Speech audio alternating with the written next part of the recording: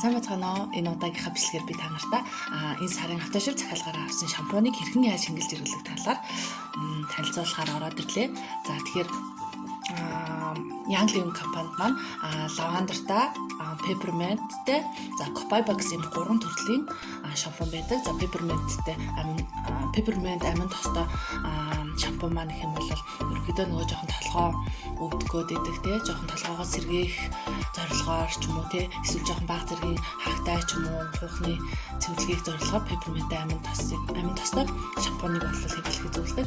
За лавандер бол ер нь нэг тийм нарийн ширхтэй, за яг минийх шиг те, жоохон арцаах гад идэг, сорилт гоод идэг юм хүүснүүдэд тохиромжтой санагдсан. Надад бол энэ лавандартай шампунь бол маш сайн тогтцдог байгаа.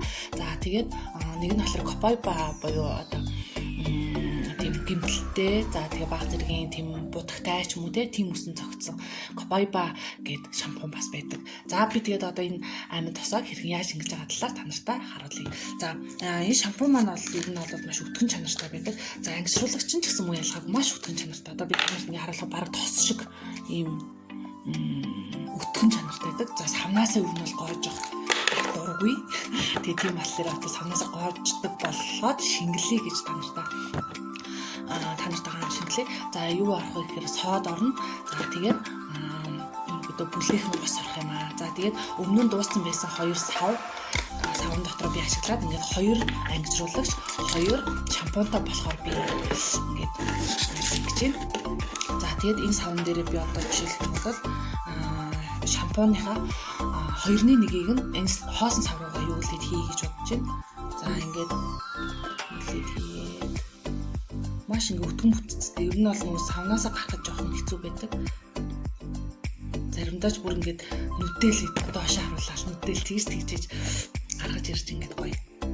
Маш гоё өтгөн бүтцтэй. Тэгээд хамгийн гол чухал зүйл нь юм бол нөгөө хими ямар ч орчин найдвар байхгүй эрүүл бүтээгдэхүүн гэдгээрээ бол маш онцлог байгаа. За одоо энэ бол нөгөө бидний ангижруулагч байна. Ангижруулагч бол ингээд бүр нэлээ юм болж иж яах юм байна. Ингээд багтаж байгаа бас баггүй. Арай л гэж бодож байна. За хэвлэж байгаа удаагаад яг уу дараа нь би өөрөө нэмчихье гэж бодож байна. За ингээд 2 хуваацсан байгаа шампунь дээрээ би шампунь эхлээд та нарт харуулчих. За шампунь дээрээ болохоор би нэг халбаг сод хийх гэж байна. За содыг яагаад хийдэм бэ гэхээр ер нь бол яг хийхгүй жиж болно л доо. Гэхдээ болохоор нөгөө хуухны балансыг тэнцвэржүүлэх те цэвэрлэх зорилгоор одоо нэг халбаг сод хийчихэж байгаа.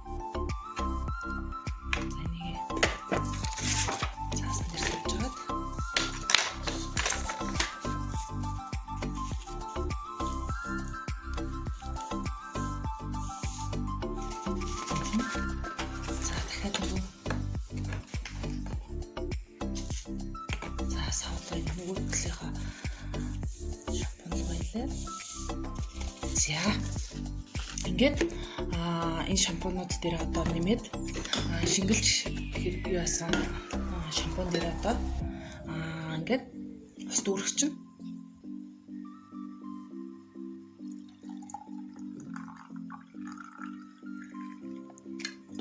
За нөгөө шампунь маань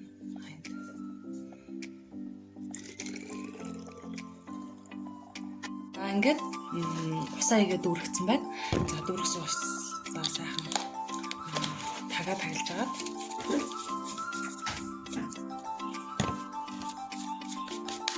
сэгсрээд ингээд 2 ширхэг шампунь тэгээд мөн энэ шингэлсэн ангижруулагчин дээр мөн адил усаа нэмсэн байгаа. Тэгээд энэ нэмсэн усаа бас мөн адил сайхан сэгсрээд ингээд 2 ангижруулагч 2 шампунтай боллоо. Ингээ ер нь бол нэг шампунь 2 шампуныг одоо нэг ангижруулагчтай хамт ерөнхийдөө хэрэглэхэд таард юм билэ.